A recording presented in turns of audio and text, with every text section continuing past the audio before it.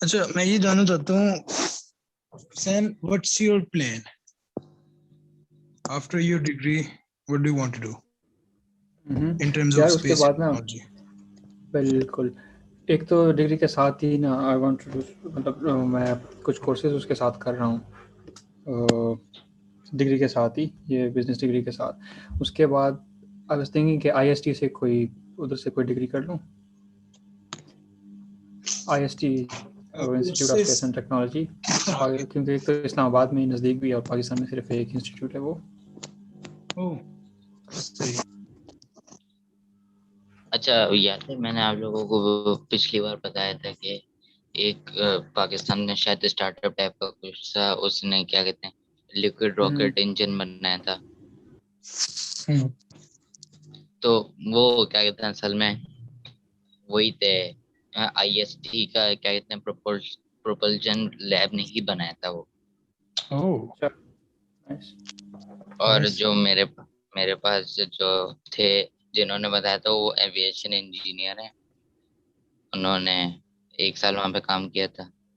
मैंने उनसे तस्वीरों का पूछा, लेकिन उनके पास कुछ थी नहीं, तो हमारे पास ज्यादा इंफॉर्मेशन ही नहीं है उसके बारे में।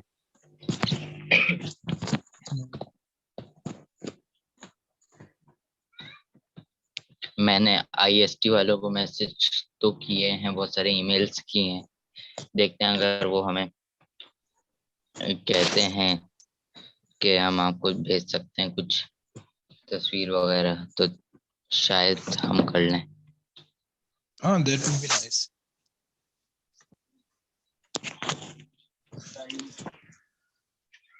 ब्रो, तुम्हारा क्या सीन है आगे? अभी तो फिलहाल खास ऐसा कोई सीन नहीं है, लेकिन मेरी जो टीम है बुराक एरोस्पेस की, उसमें 2 लोग और हैं। और क्या कहते हैं एक और हमारे पास हैं, वो मैकेनिकल इंजीनियर है। वो हमारे साथ कभी कभार थोड़ा सा इंटरेक्ट कर लेते हैं। उनकी मदद से मैं एक सॉलिड रॉकेट मोटर बनाने का सोच रहा हूँ। मैंने समीउल्लाह साहब को भी कहा था कि हम शुरुआत करते हैं साउंडिंग रॉकेट्स वगैरह बना के, लेकिन उन्होंने हाँ तो कही है बहुत दफा, लेकिन अभी देखते हैं क्या होता है। मैंने कहा था पहले हम एक साउंडिंग रॉकेट के डिपार्टमेंट से शुरुआत करते हैं। अब क्या कहते हैं वो क्या कहते हैं देखते हैं। और अभी वो मैसेज भी उसका उन्होंने क्या रीड बना, नहीं किया। जो तुमने जो है 3D प्रिंटर बाय की है अभी? जी जो भी 3D प्रिंटर बाय की है, जी उसका क्या क्या कर रहे हो? कुछ नहीं, मैंने क्या कहते हैं अभी उसके साथ थोड़ी सी प्रॉब्लम्स चल रही हैं। वो मैं बेड उसका लेवल नहीं कर पा रहा हूँ। तो अगर आप ये देखें,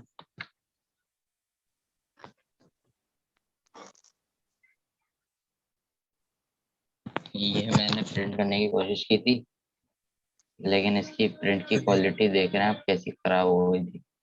असल में कराची के अंदर ना अभी 2-3 दिन से हीट वेव भी आई हुई थी। तो उसकी वजह से गर्मी बहुत ज्यादा थी। तो ये पीएलए होता है, ये बहुत सेंसिटिव होता है। ये थोड़ा सा मेल्ट हो गया ज्यादा, लेकिन खैर सही। अभी थोड़ा सा हीट वेव गई है। अब मैं से कंपनी वालों से मैंने कांटेक्ट भी किया, तो वो मुझे थोड़े से रिप्लेसमेंट के पार्ट्स भी भेजेंगे। उसके बाद नाइस। सब इसे असेंबल करने के बाद मैं फिर दोबारा प्रिंट करूंगा। मैंने मेरा असल में जो प्लान है वो यही है कि मैं अपना जब मॉडल रॉकेट से उड़ाऊंगा तो मुझे उसके लिए मोटर यानी इंजन की जरूरत पड़ेगी, रॉकेट इंजन की। पाकिस्तान में कमर्शियल मिलते नहीं है। तो मैं उसकी जो केसिंग होगी, मोटर का इंजन का नोजल और केसिंग, वो 3D प्रिंट करूंगा मैं। उसके अंदर फिर अपना होममेड फ्यूल डालूंगा। और उसके सही। बाद क्या कहते हैं मैं उससे कई टेस्ट करूंगा। लोड सेल होता है, क्या कहते हैं वो, उसका थ्रस्ट मेजर करने के लिए होगा। उस लोड सेल से मैं बहुत ज्यादा वो करूंगा टेस्ट। और फिर देखते हैं क्या होता है। लेकिन वो मैं 3D प्रिंटेड वाले मोटर से पहले एक थोड़ी सी जी क्लास की मोटर बनाना सोचा हूँ। ये सॉलिड मोटर्स में ना क्या कहते हैं क्लासेस होती हैं उनकी डिफरेंट थ्रस्ट को देखते हुए। तो जी क्लास एक पावरफुल क्लास की मोटर होती है। मैं जब वो उसे बनाऊंगा तो वो मैं एल्यूमिनियम या स्टील की केसिंग के अंदर बनाना चाह रहा हूँ। तो जो मेरे एक पार्टनर ही हैं मैकेनिकल इंजीनियर जो हैं वो मुझे लेथ वगैरह पे शायद मदद कर सके उसे डिजाइन करने में। मेरे पास कई सारी मोटर्स के क्या कहते हैं वो हैं कैड मॉडल्स, बस उन्हें रियलिटी में लाना एक आर्ट है। अब देखते हैं उस आर्ट में हम कामयाब हो पाएंगे या नहीं।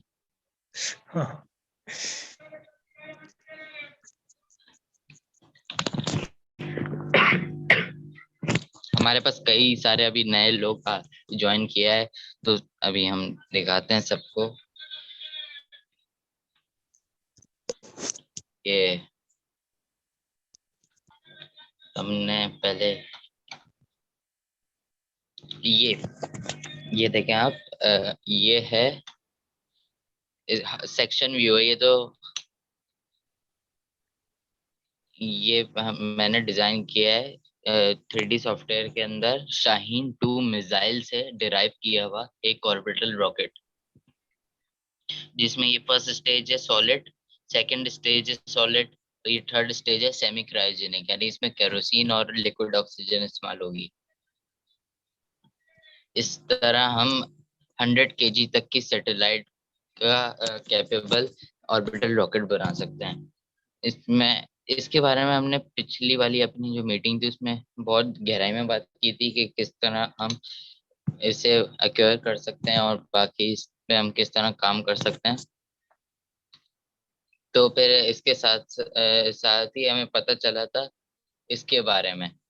ये हमारे एक डिस्कॉर्ड के मेंबर ने ही हमें बताया था कि आज से कई साल पहले 2002 में 2002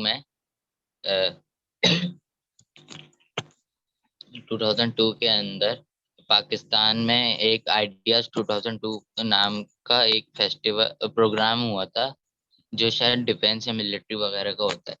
तो उसके अंदर ऐसा ऐसा एक वो मॉडल दिखाया था जो एक SLV यानी हम छोटी मोटी सैटेलाइट्स को लॉन्च करने के लिए इस्तेमाल कर सकते हैं। इसमें क्या कहते हैं 2 साइड बूस्टर्स हैं, जैसे हम कभी कभार देखते हैं लॉन्ग मार्च 3 में, उसमें तो 4 हाइपरबोलिक होते हैं, लेकिन ये उसी से मिलता जुलता है। इसमें 2 साइड बूस्टर्स हैं। या फिर आपने अगर एटलस 5 देखा हो उसमें साइड बूस्टर्स होते हैं सॉलिड, ये वैसे ही है। अबाबील मिसाइल जो कि शाहीन 3 का फर्स्ट स्टेज और सेकंड स्टेज इस्तेमाल करता है, और एक थर्ड स्टेज भी है जो vacuum optimised solid rocket fuel से वैक्यूम ऑप्टिमाइज्ड सॉलिड मोटर है। ये इधर ये क्या कहते हैं सेम चीज है, बस इसमें इन्होंने फर्स्ट फर्स्ट स्टेज के साइज का ही थर्ड स्टेज भी रख दिया है। ये उस वक्त के लिहाज से तो बड़ा एम्बिशियस प्लान है, लेकिन ये एक अपग्रेडेड हमें देखने को मिल रहा है इस साइट पे। ये वाला ये थोड़ा ज्यादा अपग्रेडेड है, ये कई साल पुराना है ये वाला।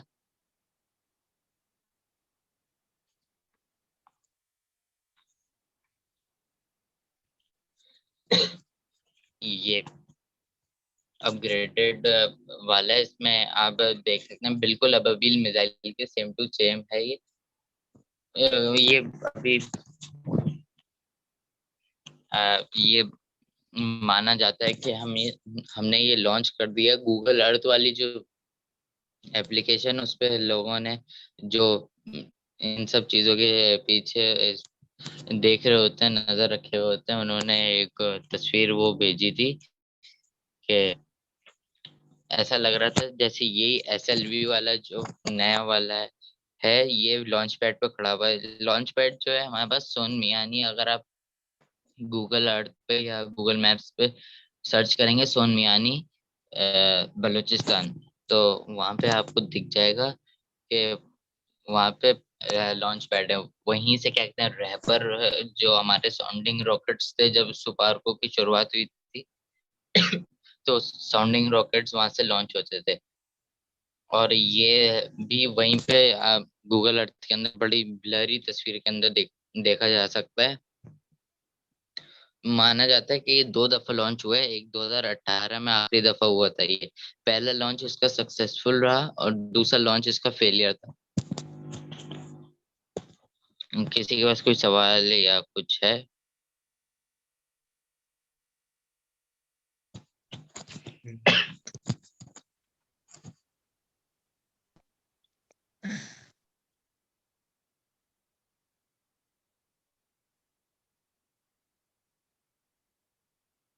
हेलो। अच्छा, हम लोग क्या सिंगल स्टेज पर ऑर्बिट पहुंच सकते हैं? जी बिल्कुल पहुंच सकते हैं, लेकिन अगर आपने एवरीडे एस्ट्रोनॉट की वीडियो देखी भी हो तो आपको पता चलेगा कि सिंगल स्टेज टू ऑर्बिट वाला कॉन्सेप्ट एक ना बहुत इनएफिशिएंट और बहुत मुश्किल कॉन्सेप्ट है। अगर हम अपने ये अभी स्टारशिप की मिसाल लें, स्टारशिप कुछ छोटे पेलोड्स के लिए SSTO बन सकता है। उसके अंदर सी लेवल और वैक्यूम दोनों इंजन है, लेकिन स्पेस एक्स ने तय किया है कि वो उसे SSTO नहीं बनाएंगे। और क्या कहते हैं बहुत सारे हमारे पास आए, एक आर्का कंपनी आर्का नहीं, उसको कंपनी क्यों नहीं है। बनाएंगे? जी उसको SSPO क्यों नहीं बनाएंगे? क्योंकि उन्होंने कहा है कि वो नहीं बनाएंगे, बस उन्होंने ऑफिशियली ये स्टेटमेंट दी है इलॉन मस्क ने खुद। बाकी SSTO बनाना एक मुश्किल भी चीज है और फायदा भी नहीं होता। आपकी जो पेलोड कैपेसिटी है वो बहुत कम होती है। अगर आप आर्का स्पेस को जानते हैं, अगर आप स्पेस ट्विटर का हिस्सा रहे हैं तो आप यकीनन ब्लॉक भी हुए होंगे उनसे। तो क्यों? वो बहुत क्या कहते हैं लंबी चौड़ी वो है बात। वो असल में तकरीबन हर किसी को ब्लॉक कर देते हैं जो उनके खिलाफ बोलता है। वो एक तरीके से स्कैम है। अभी आप वो देखेंगे वो एक इको रॉकेट बना रहे हैं, उसका नाम इको रॉकेट है। उसका जो फर्स्ट स्टेज उन्होंने कहा है वो स्टीम से चलेगा, यानी पानी को वो उबालेंगे, एक एरोस्पाइक नोजल की मदद से उसे उड़ाएंगे। तो वो 20 साल पुरानी प्राइवेट कंपनी है रोमानिया की।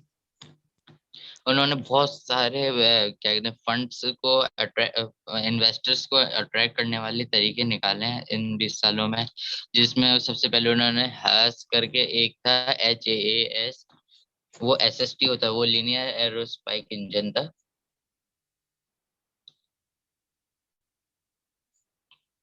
जो उन्होंने निकाला था।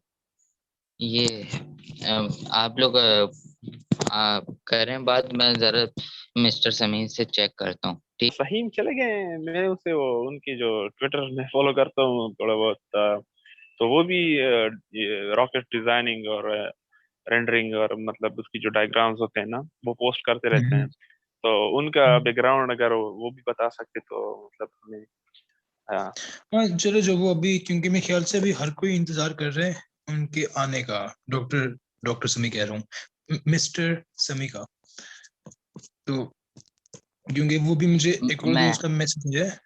मैं सही से बोल देता हूँ, वो दोबारा ज्वाइन कर लेता है, एक सेकंड रुक जाए। भी आते हुए मैंने एक स्टोरी पढ़ी है कि NAD के एक यूनिवर्सिटी के एक स्टूडेंट ने इलेक्ट्रिक रेसिंग कार बनाई है अभी पाँच मैंने 10 मिनट देखा पहले। उसको। जी तो मैंने देखा उसको। ये दूसरा है तकरीबन, आई थिंक पहले नस्ट ने बनाई थी। हाँ, पहले मेरे ख्याल से नस ने बनाई थी और अब ये दूसरी बनाई है।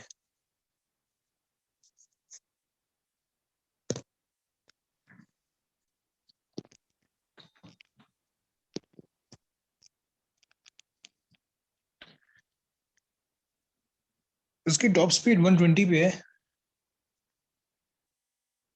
which काफी कम है, लेकिन it's an effort and I commend it, that's good. क्योंकि ऑब्वियसली उनके पास जो बजट होगा वो भी इंतहाई लिमिटेड होगा, तो इंजन्स, बाकी कंपोनेंट्स, बहुत सारे इसके अंदर कस्टम पार्ट्स होंगे, तो वो सब चीजों को ध्यान में रख के उन्होंने ये गाड़ी बनाई है। So that's good, that's very good.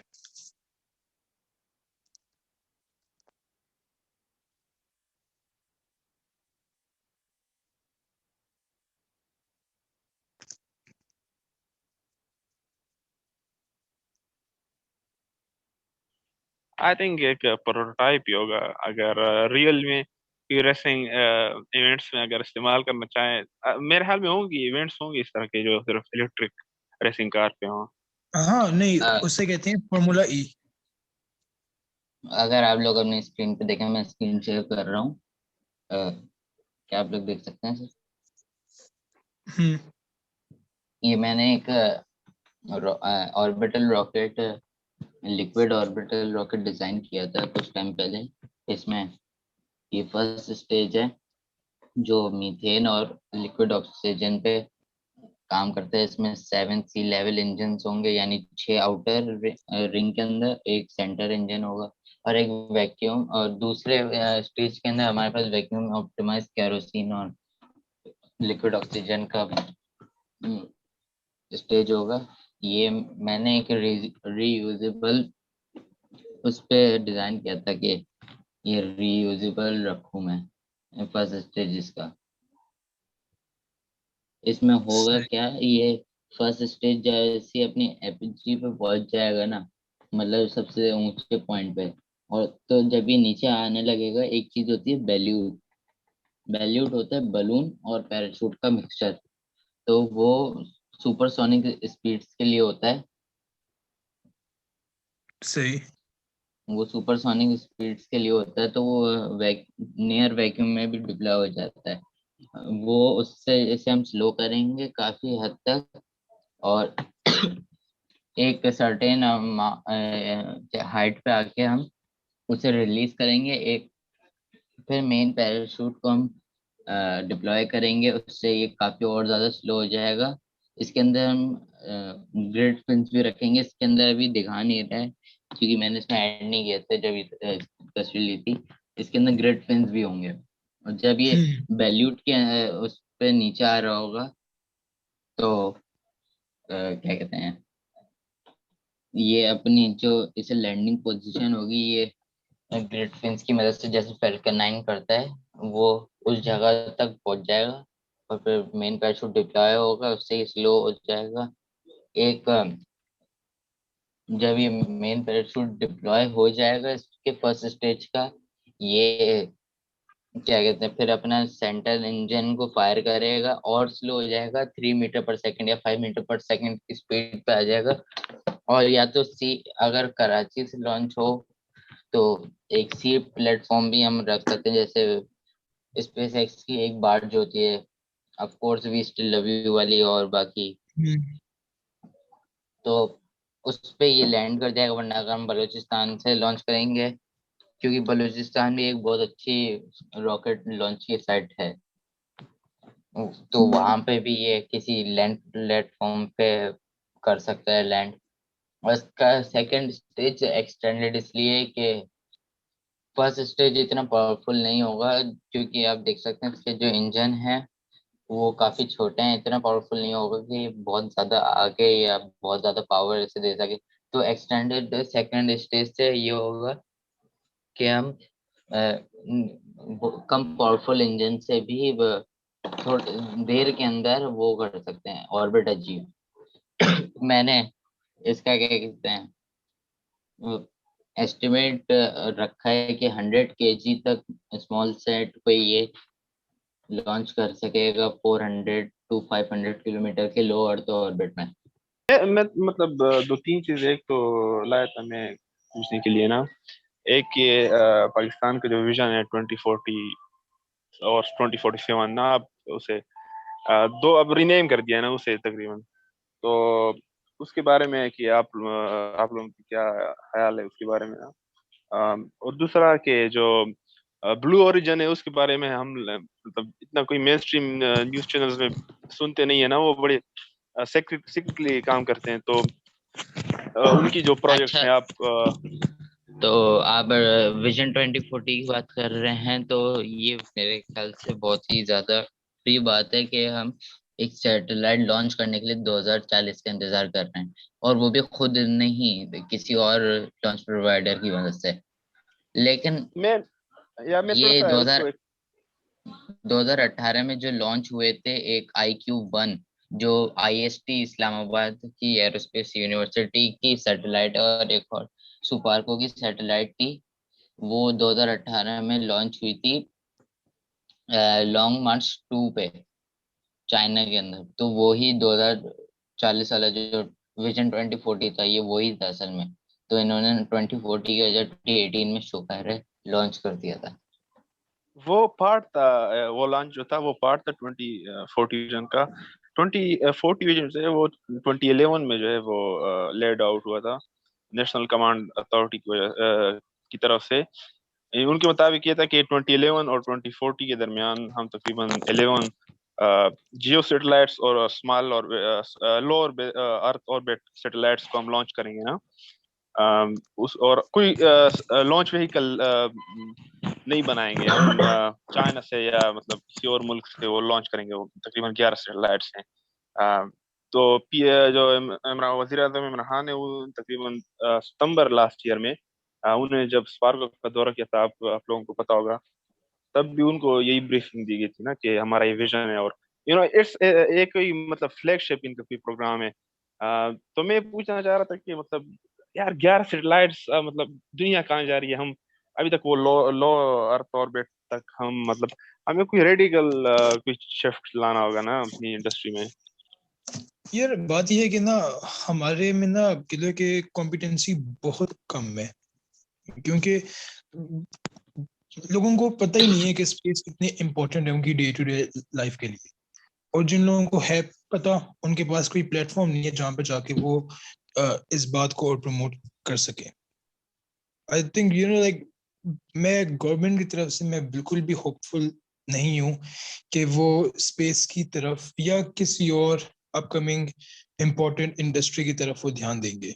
मेरी वाहिद उम्मीद सिर्फ प्राइवेट सेक्टर में है कि पाकिस्तान में जिन लोगों के पास पैसा है वो बेहतर तरीके से उस पैसे को वो करें खर्च। अब यहाँ पे इतने मॉल्स बन रहे हैं, इतना कुछ हो रहा है जिसकी हमें टू बी ऑनेस्ट जरूरत नहीं है। हम वो पैसा जो हम मॉल्स या हाउसिंग सोसाइटीज में डाल रहे हैं वो हम बेहतर जगहों पे हम लोग कंज्यूम कर सकते हैं, लेकिन नहीं।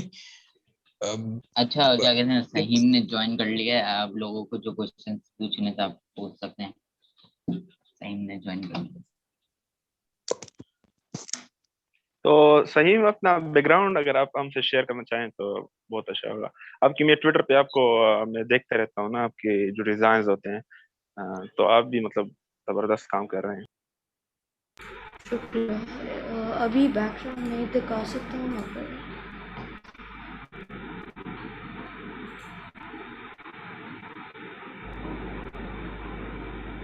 सहीम में आपकी आवाज नहीं आ रही। आवाज नहीं आ रही है मुझे।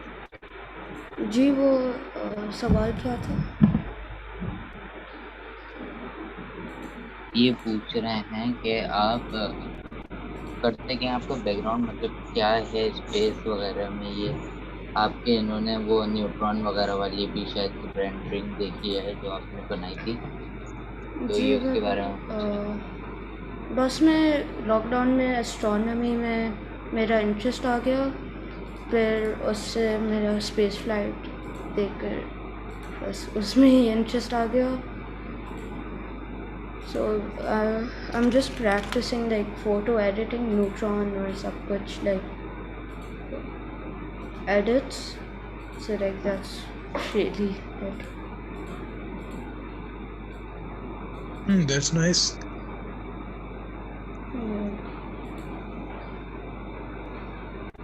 तो ये इंटरेस्ट किस तरह डेवलप हुआ इन चीज़ों के अंदर? जी, मेन so सोर्स करते हैं। yeah, so in lockdown when I go into astronomy and then I started like taking interest. Then one day I saw ULA Atlas I launched in my feed, so I watched it, and from there I started watching more and more spaceflight and transitioning. That's awesome. That's really awesome.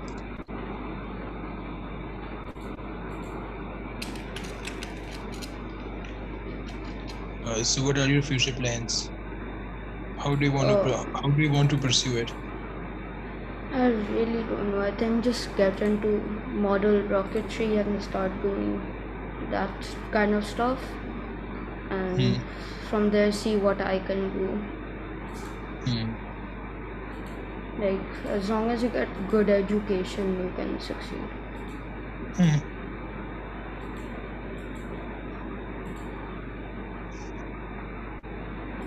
It's also about opportunities. In Pakistan, we do not have that many opportunities to pursue these type of stuff. Oh yeah, like I doubt I could make like trying to even make a small rocket company, like even launching that, like there's so many laws that won't allow you to do that. Like it's just once we can get through like everything and like actually get into orbit, then from there we can really like succeed as a nation. We just need people that are willing to do that. Yeah, definitely. सही में अगर तुम्हें कुछ launch करना है तो तुम मुझसे कांटेक्ट कर सकते हो।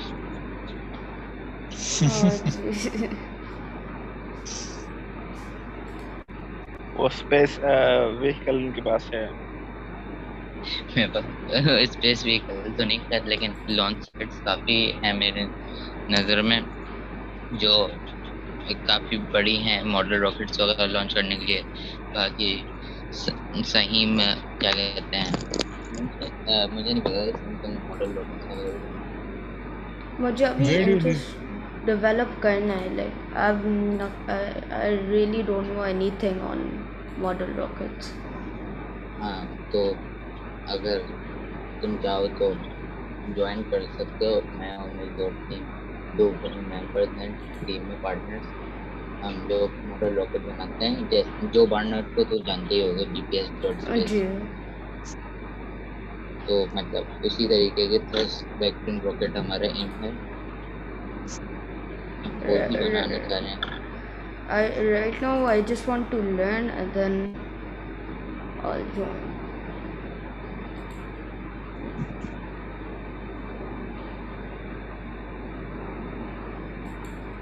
Where are you from? Karachi. Oh, Karachi. Nice. I'm from Multan. Oh wow. I mean, I'm from Lahore, but I live in Multan. तो इस बार मुल्तान में आम का सीजन कैसा आएगा? Well, अभी तक आम का सीजन स्टार्ट नहीं हुआ, लेकिन आपको मैं जरूर बताऊंगा कैसे है। यहाँ पे भी इतनी गर्मी आई नहीं है। और कराची में इतनी गर्मी है।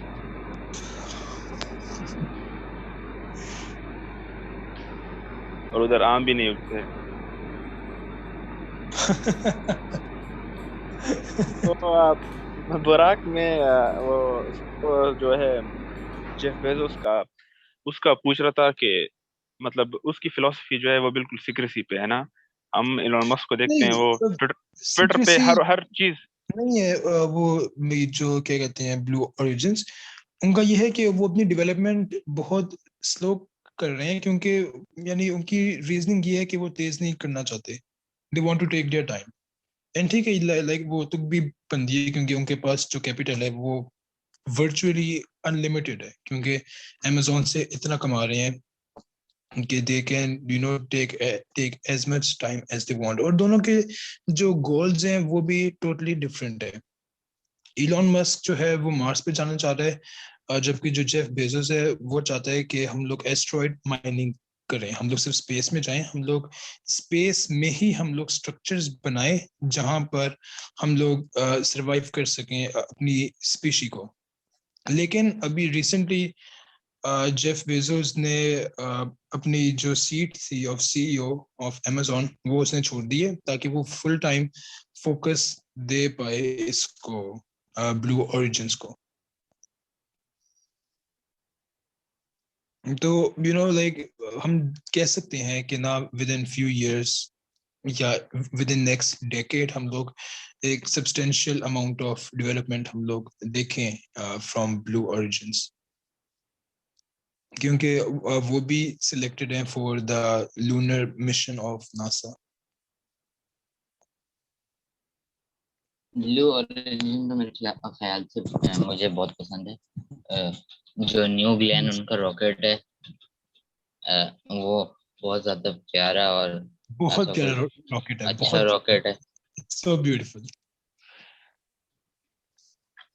हमारे पास खैर अभी मॉकअप तो है, जो अगर हमने रिसेंट देखा हो मॉकअप है न्यू ग्लेन का, लेकिन जो पूरा रॉकेट उड़ने के लिए तैयार होगा वो 2022 तक हो जाएगा। फर्स्ट क्वार्टर में हो जाए शायद 2022 के, वरना डिले तो काफी हो चुका है ये। अच्छा, जो SLS है, लाइक अब देखो पर लॉन्च $2 बिलियन है, इट्स सो एक्सपेंसिव। लेकिन Why? एसएलएस के मुकाबले में कोई भी अभी रॉकेट है नहीं। हाँ, लेकिन जो Starship- स्टारशिप है वो It तो आ will रही get. है। Starship will take a Star- few years. Starship Yes. SLS will only get cheaper. SLS भी How will it get cheaper? Cheap होता जाएगा जितने लॉन्चेस उसके बढ़ते जाएंगे। अब जो नासा है ना, उसे कांग्रेस जब कोई प्रोग्राम या कोई काम करने की इजाजत देती है, वो इस ब्याज पे देती है कि जॉब्स कितनी बनेंगी, उनके सिटीजन्स के लिए फायदा क्या है। तो एसएलएस प्रोग्राम खुद एक जॉब के लिए, जैसे अपोलो था, अपोलो के एरा में शायद 50 मिलियन लोगों को जॉब मिली थी, 50 मिलियन लोग जॉब कर रहे थे। तो एसएलएस ज्यादा जॉब का प्रोग्राम है, और जो कैपेबिलिटीज एसएलएस में है वो किसी और रॉकेट में नहीं है। यहाँ तक कि स्टारशिप भी इतना कैपेबल और वैसा नहीं है कि एसएलएस की टक्कर कर सके। स्टारशिप को क्या कहते हैं, मून तक जाने के लिए भी 5 रिफ्यूल लगेंगे, जो वाकई? जी। स्टारशिप लियो यानी लो अर्थ ऑर्बिट से ज्यादा कोई अपने उस पे पावर पे अकेली पहुंचा नहीं सकता उसको। लियो से ऊपर जाने के लिए भी 2 कम से कम रिफ्यूल्स लगेंगे, तो ये बड़ी कोई इनएफिशिएंट चीज है। और क्या कहते हैं, एसएलएस एक ही लॉन्च के अंदर क्रू मॉड्यूल, लैंडर और क्या कहते हैं बाकी थोड़ा बहुत कार्गो लॉन्च कर सकता है मून।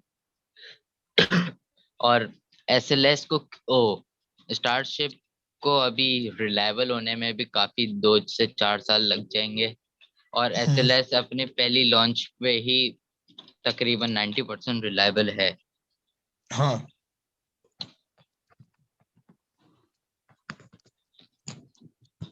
रैप्टर अभी स्टार्ट भी नहीं हो सकता है सही से। हाँ, ये क्या कहते उनकी हैं, body- रैप्टर अभी सही कह रहे हैं कि रैप्टर अभी वैसे अपने अर्ली डेवलपमेंट स्टेजेस में है। तो क्या कहते हैं, वो reliable कुछ नहीं अभी है। बहुत ज्यादा मसले हो रहे हैं उसमें, जैसे हेडर टैंक से वो जब फ्यूल ले रहा होता है तो उसमें कभी कभार जब वो हीलियम वाली प्रेशराइजेशन इस्तेमाल कर रहे थे वो, तो उससे हीलियम इंजेस्ट कर रहा था। तो कभी हर आप देखेंगे कि हर स्टैटिक फायर के बाद तकरीबन 2 रैप्टर या 1 रैप्टर इंजन तो उन्हें रिप्लेस करना ही पड़ता है। ये काफी अनरिलायबल है, अभी स्टार्ट बहुत दफा नहीं हो पाता है। और जो RS-25 है वो तो पता नहीं, शायद 15 साल का या 20 ईयर्स का तो उसको तजुर्बा है। तो RS-25 बहुत ज्यादा रिलायबल इंजन है, बहुत एफिशिएंट इंजन है और बहुत ही पावरफुल इंजन है। वो डिजाइन ही ऐसा किया गया था स्पेस शटल की वजह से कि वो सी लेवल और वैक्यूम में दोनों में बेहतरीन परफॉर्म कर सके। और एसएल स्टारशिप को क्रू रेटेड होने में भी तकरीबन अभी 2026 या 2027 तक का टाइम लग जाएगा। जी स्टारशिप क्रू रेटेड 50 अभी to हो नहीं 100 सकता। लॉन्चेस तो लगा है। जी, हाँ स्टारशिप खुद अभी बहुत अनरिलायबल है। वो ये वैसे ही प्लान्स तो इनके थे कि 2022 के अंदर पहली कार्गो लॉन्च करेंगे स्टारशिप की। मुझे तो ये भी नहीं लगता कि 2022 तक ऑर्बिटल लॉन्च भी कर सकते हैं।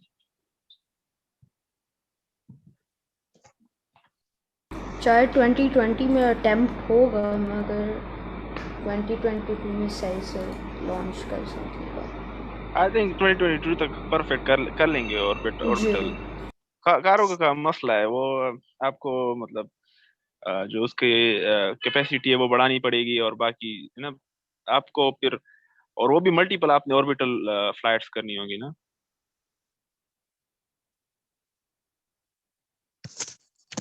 जी, और क्या कहते हैं, लेकिन स्टारशिप अभी बहुत ज्यादा अर्ली स्टेजेस में है, बहुत ज्यादा। उसके साथ मसले अभी हैं, उसमें खुद बहुत मसले हैं अभी। मुझे नहीं लगता कि इंसानों को स्टारशिप मार्स पे 2028 से पहले ले जा सकता है।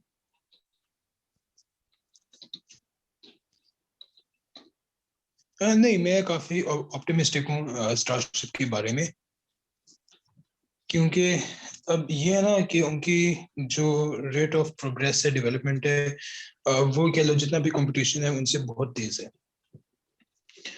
एंड बस जितनी वो कर रही है। यही तो मसला है कि वो इलॉन अपने जो एम्प्लॉयज हैं उनको प्रेशर कर रहा है कि जल्दी से जल्दी काम किया जाए, इनके जो कॉम्पिटिटर्स हैं उनको हराने के या उसको करने के लिए।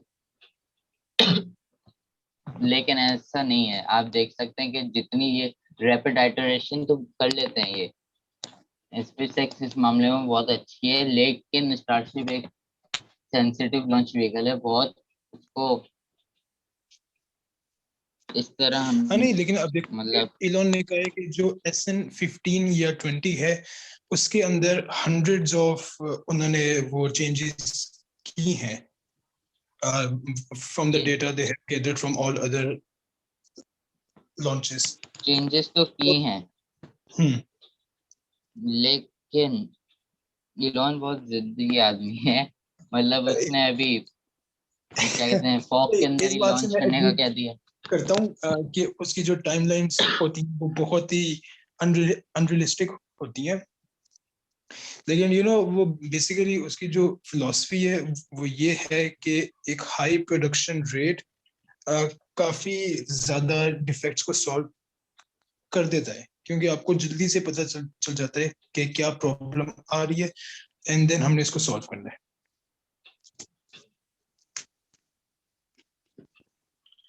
लेकिन सही चलो बात है, लेकिन हाँ आई थिंक जो स्पेसएक्स की जो लास्ट टिकट की इतनी कामयाबी है ना, जो एक्सपेक्टेशन है वही उनके खिलाफ जा रही है, क्योंकि आपने इतनी कामयाबी हासिल की है ना, आपने स्पेस जो ISS है उधर तक आप कार्गो लेके जा सकते हो, अभी तो बंदे भी ले गए थे 2 एस्ट्रोनॉट जो थे, एक जून में तकरीबन, जुलाई में गए थे, फिर दिसंबर में भी गए थे। तो उन्होंने इतनी कामयाबी हासिल की है लास्ट डिकेड में कि अब वो जो मार्स तक जो इनका अल्टीमेट मिशन है ना, वो अब लोग एक्सपेक्ट कर रहे हैं कि वो ये 5 to 6 ईयर में वो कर लें।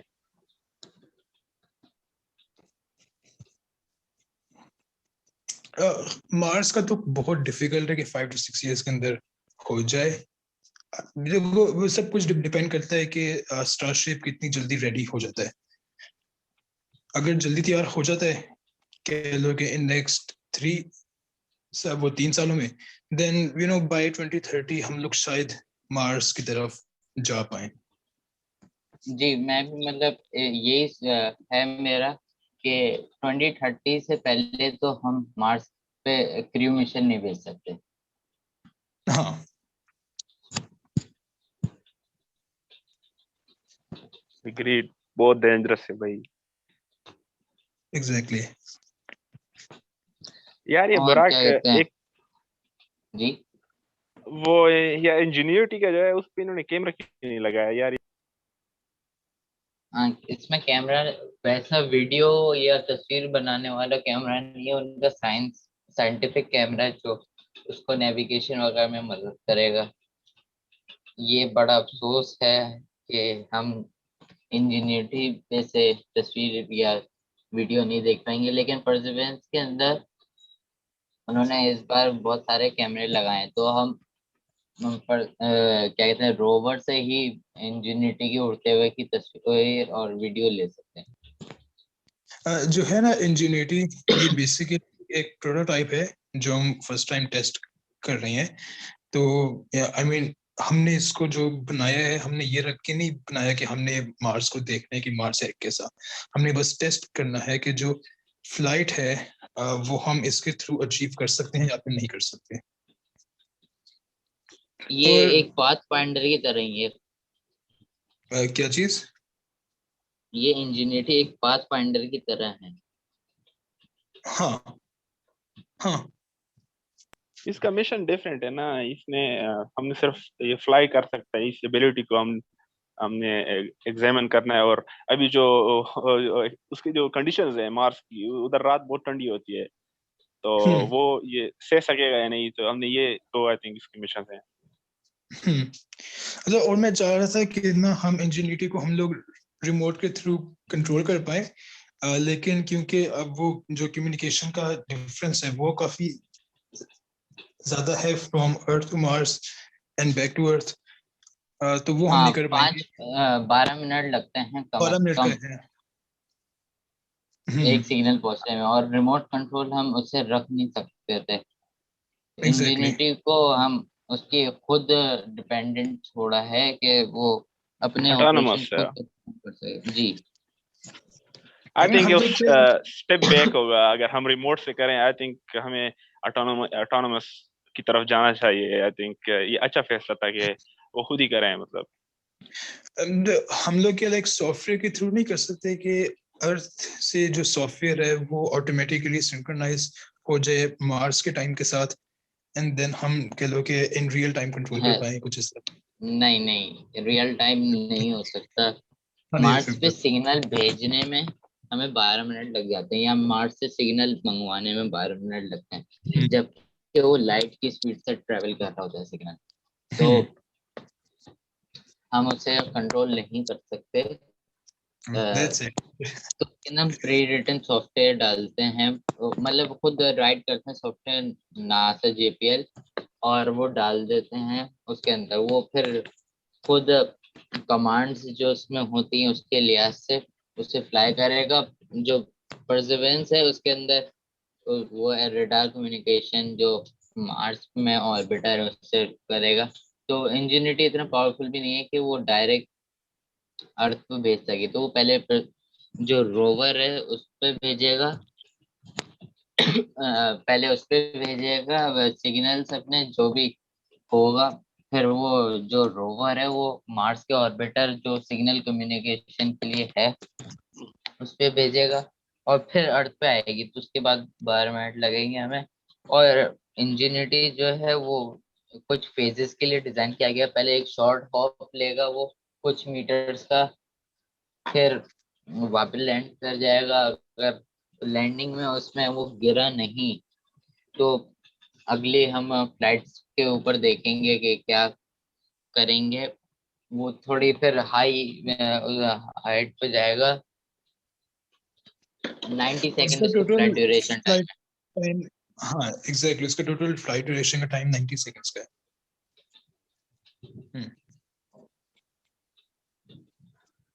हमारे पास लोग ज्वाइन किए हुए हैं। फहद, ये फहद वही हैं कि जिन्होंने हमें आइडियाज 2002 का दिया यप, था।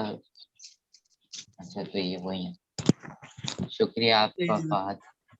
अगर आप सुन सकते जी जी। हो। अभी मैं अनफॉर्चुनेटली मैं अभी ज्वाइन कर सकता हूँ, तो कॉन्वर्सेशन के मिडल में नहीं हूँ, तो आप लोग कंटिन्यू कीजिए। जी सॉरी। हम लोग तो वैसे वेट कर रहे हैं उनके आने का, कि वो अब आते भी हैं या फिर नहीं आते। अच्छा, अभी आए देखते नहीं है, सॉरी सॉरी, मुझे लगा हाँ हाँ ओके नहीं, चल गए हैं। I was like okay I missed it. वो राइट, नहीं alright. So like what's the plan? क्या मेजर क्वेश्चन कौन सा हमने आस्क करने हैं? वो पहले ज्वाइन कर लें तो हम क्वेश्चन भी आस्क कर लेंगे उनसे। Right right right.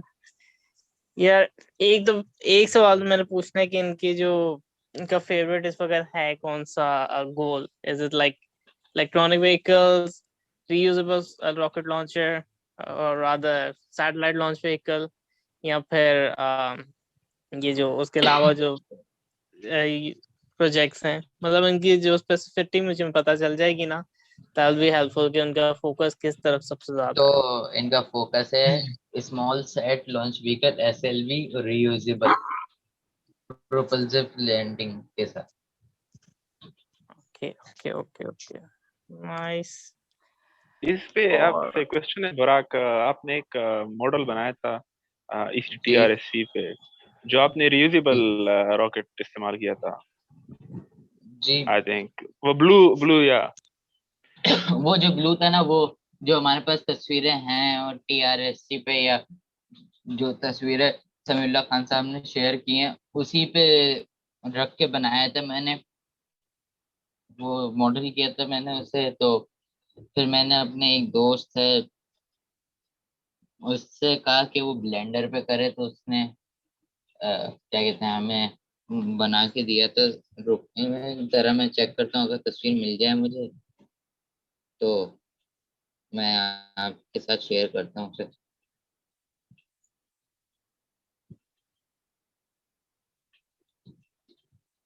आप लोग अपनी मतलब बात कर सकते हैं जो भी करना चाहेंगे।